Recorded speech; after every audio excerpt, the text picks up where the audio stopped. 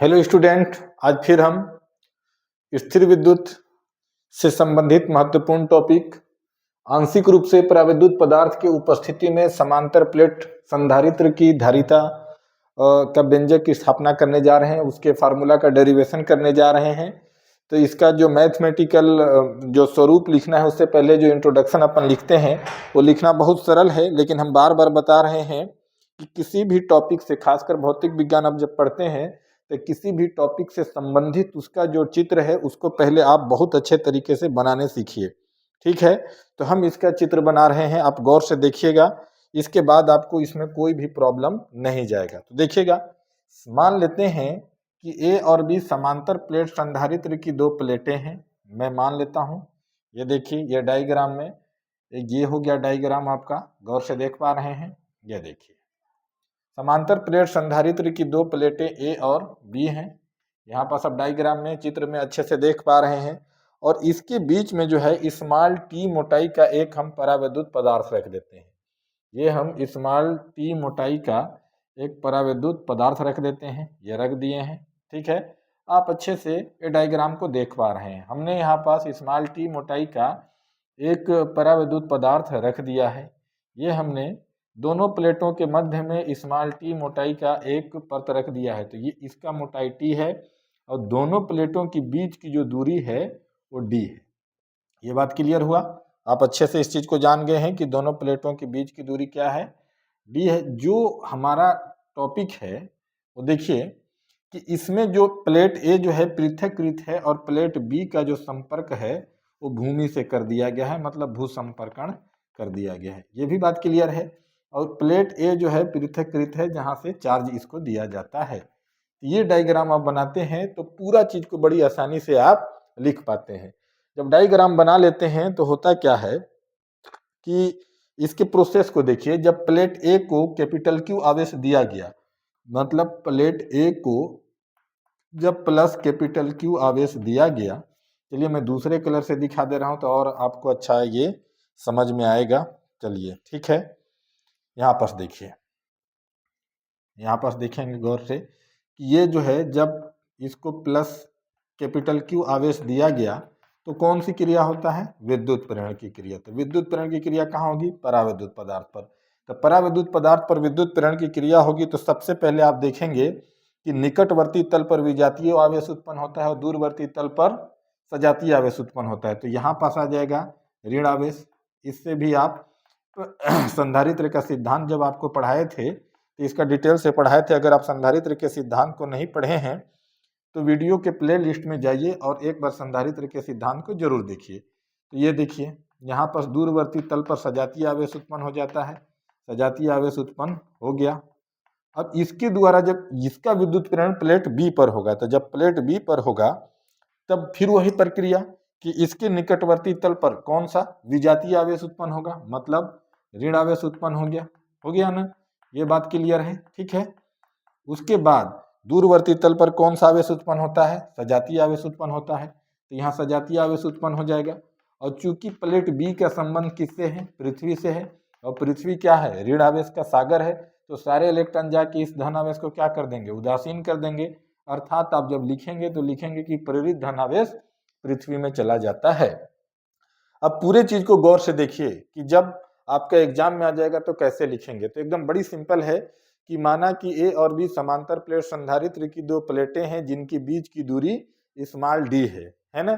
दोनों प्लेटों के मध्य स्मॉल टी मोटाई और के परावैद्युतांक माध्यम वाला एक प्लेट उन प्लेटों के समानांतर रख दी जाती है। इस स्थिति में आप देखेंगे दोनों प्लेटों के मध्य डी माइनस टी का वायु का परत हो जाता है और डी माइनस टी मोटाई का वायु का परत हो जाता है और टी मोटाई का परावैद्युत पदार्थ हो जाता है। ठीक है, तो इतना को आप बड़ी आसानी से लिख सकते हैं अगर आप चित्र को सही तरीके से बना लेते हैं तो चलिए इसको अगर स्क्रीनशॉट लेना चाहें तो आप ले सकते हैं। चलिए हो गया, आगे बढ़ते हैं इसके गणितीय स्वरूप की ओर। गणितीय स्वरूप एकदम इसका इजी है, बस शर्त ये है कि आप इसको गौर से देखें और प्रैक्टिस करें। भौतिक विज्ञान प्रैक्टिस का चीज है। आप अगर प्रैक्टिस छोड़ देते हैं तो बेसिक चीजों को भूल जाते हैं। जब बेसिक चीजों को भूल जाते हैं तो बहुत सारी चीजें याद आपको नहीं आती है तो आप क्वेश्चन नहीं सॉल्व कर पाते हैं। तो लिखेंगे, जो हम प्रोसेस है उसी को लिखेंगे। देखिएगा, जब प्लेट ए को कैपिटल क्यू आवेश दिया जाता है, आवेश दिया जाता है, ठीक है, आवेश दिया जाता है, तो विद्युत प्रेरण में ये जो परावैद्युत पदार्थ में जो हुआ है उसको यहाँ मेंशन करने की जरूरत नहीं है, डायरेक्ट यहाँ लिख सकते हैं। देखिए कैसे लिखते हैं, तो विद्युत प्रेरण से, ठीक है, यहां तक आपको समझ में आ रहा है, विद्युत प्रेरण से प्लेट बी के निकटवर्ती तल पर, निकटवर्ती या आंतरिक तल लिखता हूं, ज्यादा सूट करेगा, है ना, बी के आंतरिक तल पर, आंतरिक तल पर आप देख सकते हैं कौन सा आवेश उत्पन्न हुआ है, माइनस क्यू, तो यहां पास क्या हो जाएगा, माइनस क्यू आवेश एवं बाह्य तल पर कौन सा आवेश प्रेरित हुआ था, कैपिटल क्यू, जो पृथ्वी में बह के चला गया है, प्लस कैपिटल क्यू आवेश, माइनस क्यू आवेश एवं बाह्य तल पर, बाह्य तल पर आप गौर से देख रहे हैं, तल पर प्लस कैपिटल क्यू आवेश प्रेरित हो जाता है, प्रेरित हो जाता है, एकदम इजी है, क्योंकि प्लेट बी भू संपर्कित है, भूमि से संपर्क किया गया है, इसका मतलब जोड़ा गया है, भू संपर्कित है, अतः प्रेरित प्लस कैपिटल क्यू आवेश पृथ्वी में चला जाता है, कितना इजी है, आवेश पृथ्वी में चला जाता है। मैं समझता हूं यहां तक किसी भी छात्र को कोई भी प्रॉब्लम नहीं होगा, ठीक है, यहां तक लिख दीजिए, है ना।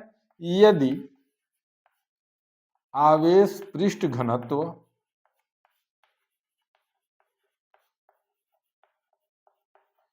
सिग्मा हो तो सिग्मा बराबर क्या होता है, ये भी आप जानते हैं, सिग्मा बराबर होता है क्यू बाई ए, ठीक है, सिग्मा बराबर क्या होता है, क्यू बाई ए होता है। आगे देखिएगा कि वायु या निर्वात में विद्युत क्षेत्र की तीव्रता, इसको भी आप जानते हैं, तो वायु या निर्वात में जो विद्युत क्षेत्र की तीव्रता होगी, तो प्लेटों के बीच की जो तीव्रता होती है, पिछले वीडियो क्लास में हम देखे थे समांतर प्लेट संधारित्र में कि E equal to sigma by epsilon 0 होता है, इसको आप भली भांति जानते हैं, यहां तक लिख लिए हैं। चलिए आगे बढ़ते हैं, हो गया यहां तक, आगे बढ़िए, आगे बढ़ते हैं। ये दोनों फार्मूला को आपके लिए रखे रहते हैं, दोनों का भी उपयोग करते हैं। ये वायु या निर्वात में है ना, क्योंकि वायु और निर्वात ये वाला पार्ट है, ये तो परावैद्युत पदार्थ है, तो गौर से देखते जाइएगा, कहीं कोई भी दिक्कत आपको नहीं होगा। तो E बराबर क्या हो जाएगा प्यारे बच्चों, E बराबर है क्या, सिग्मा बाई एप्सिलॉन 0, और सिग्मा का मान क्या है, Q by epsilon Q by A, तो यहाँ पास क्या हो जाएगा, Q A एप्सिलॉन 0, ये हो जाएगा इक्वेशन फर्स्ट, ठीक है। यहाँ पास इसको वायु या निर्वात में करें तो इसको 0 0 कर दीजिए, आप जो पढ़ते हैं E नॉट, है ना, तो E not equal to Q by epsilon 0 या E 0 बराबर क्यू बाई एप्सिलॉन 0, ठीक है। तो देखिएगा क्या हो जाएगा, इसी प्रकार परावैद्युत माध्यम में विद्युत क्षेत्र की तीव्रता, विद्युत क्षेत्र की तीव्रता, ठीक है बच्चों। तो क्या हो जाएगा वहां पास, E0 को हटा दीजिए, अब माध्यम की बात की जा रही है, और ये हो जाएगा Q, और जब माध्यम की बात कर रही है उस माध्यम का परावैद्युतांक है K, ये क्या हो जाएगा A K एप्सिलॉन 0, ये हो जाएगा समीकरण आपका 2। यहां तक बात क्लियर हो गया। अब नीचे को मैं मिटा देता हूं, तो देखिएगा गौर से देखिएगा, अब प्लेट ए और बी के बीच विभवांतर आप जानते हैं भी बराबर क्या हो जाता है ना। प्लेट ए और बी के बीच जब विभवांतर का बात किया जा रहा है तो आप परिभाषा जानते हैं कि किसी एकांक धनावेश को एक बिंदु से दूसरे बिंदु तक लाने में जो कार्य करना पड़ता है उस कार्य को ही क्या बोला जाता है, विभवांतर बोला जाता है। जब उस कार्य को विभवांतर बोला जाता है तो कार्य बराबर क्या होता है प्यारे बच्चों, बल गुणे क्या होता है, दूरी होता है। और आप व्यवहार में देखे हैं कि बल को किससे डिनोट करते हैं, एफ से करते हैं, दूरी को किससे करते हैं, डी से करते हैं। कार्य ही क्या है, विभवांतर है। जो W है वही क्या है, विभवांतर है। लेकिन यहाँ F बराबर आप एक सूत्र और पढ़ के आए हैं कि F बराबर क्या होता है, QE। एकांक धनावेश को एकांक मान लिए हैं तो Q का वैल्यू 1 हो जाएगा तो F इक्वल टू क्या हो जाएगा, E। मतलब यहाँ किया गया कार्य को क्या कर सकते हैं, E इंटू डी, मतलब विद्युत क्षेत्र की तीव्रता गुणे दूरी। तो यहाँ पास देखिएगा क्या हो जाएगा कि विद्युत क्षेत्र की तीव्रता निर्वात में और उसकी दूरी कितनी है, d माइनस टी। डी नहीं है क्योंकि टी मोटाई का तो बीच में परावैद्युत पदार्थ रखा है। तो यहाँ पास क्या हो जाएगा, d माइनस टी हो जाएगा, प्लस इसके अंदर विद्युत क्षेत्र की तीव्रता। तो इसके अंदर विद्युत क्षेत्र की तीव्रता आप कितना लिए हैं, E लिए हैं, और उसकी मोटाई कितनी है, T है।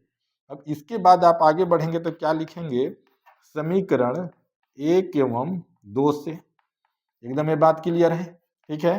तो समीकरण 1 और 2 से आएंगे तो देखिए क्या हो जाएगा बच्चों, V इक्वल टू E0 का मान रखिए, E0 का मान क्या आया है, Q बाई ए एप्सिलॉन 0, और यहाँ पास क्या है, D माइनस टी है। तो यहाँ पास आपने क्या लिख दिया, D माइनस टी, फिर यहाँ क्या है प्लस, और फिर यहाँ क्या है E, और E का मान क्या है, Q बाई ए के एप्सिलॉन 0, और यहाँ पास क्या है, यहाँ पास क्या है, गौर से देखिए, यहाँ पास क्या है, टी है, तो ये हो गया टी।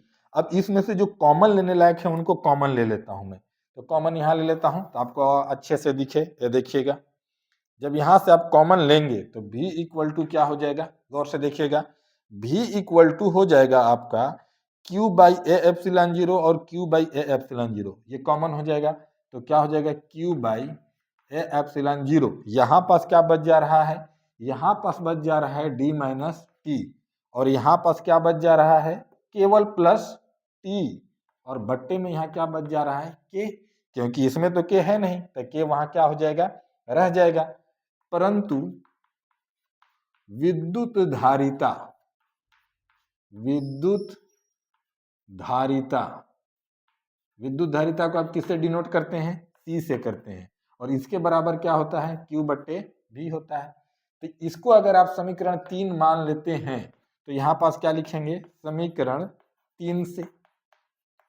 तो जब समीकरण 3 से आएंगे तो C इक्वल टू क्या हो जाएगा, Q, और बट्टे में क्या है, V, और V का मान आपने क्या लाया है, Q बाई ए एप्सिलॉन 0, और क्या आपने लाया है, D माइनस टी, और आपने क्या लाया है, आपने लाया है D माइनस टी, यहाँ ब्रैकेट है D माइनस टी, ठीक है। चलिए इसको ऐसे भी लिख सकते हैं डायरेक्ट, यहाँ पास D minus T plus T by के, ठीक है। D माइनस टी जब उभयनिष्ठ ले लिए तो ये बच गया है ना, ठीक है, ब्रैकेट की आवश्यकता नहीं है, तो D माइनस टी बाई के। तो यहाँ पास से आप देख रहे हैं कि ये Q से ये Q क्या हो जा रहा है, कैंसिल हो जा रहा है। तो ये बाकी जो मिश्र भी नहीं उलट कर कहाँ चला जाएगा, ये जाएगा, ये नहीं जा पाएगा क्योंकि ये इसके साथ अटैच है। तो आगे देखिएगा,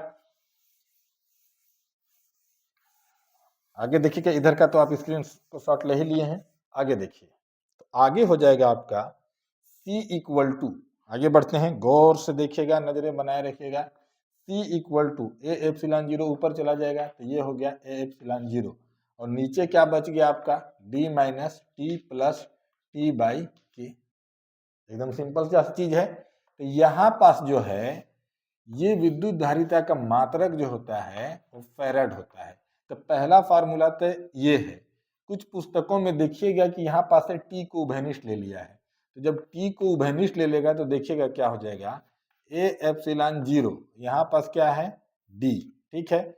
यहाँ से माइनस टी को उभयनिष्ठ ले लीजिए तो माइनस टी, और यहाँ पास कुछ नहीं, इस टी और टी को घनिष्ठ लिए हैं, तो यहाँ पास कुछ नहीं है तो क्या है, 1 है। और चूंकि माइनस बाहर जा रहा है तो यहाँ माइनस प्लस क्या हो जाएगा, माइनस हो जाएगा, तो यहाँ क्या हो जाएगा 1/k। इसको अंदर गुणा करेंगे तो ये माइनस माइनस क्या हो जाएगा, प्लस हो जाएगा। तो इस प्रकार टी को घनिष्ठ लेने पर एक और हमको फार्मूला मिलता है, जिसको आंशिक रूप से परावैद्युत पदार्थ की उपस्थिति में विद्युत धारिता का ये व्यंजक है। ठीक है, अगर एग्जाम में आएगा तो बड़ी आसानी से आप इसको बना लेंगे। ठीक है, आगे देखिए, अगर ये वीडियो आपके लिए उपयोगी है तो अंसारी एजुकेशन चैनल को लाइक कीजिए, सब्सक्राइब कीजिए, कमेंट कीजिए। कोई प्रॉब्लम है तो कमेंट सेक्शन में लिखिए, उसका पूरा दूर करने का प्रयास किया जाएगा। अब अगली क्लास का वेट कीजिए, तब तक के लिए थैंक यू वेरी मच।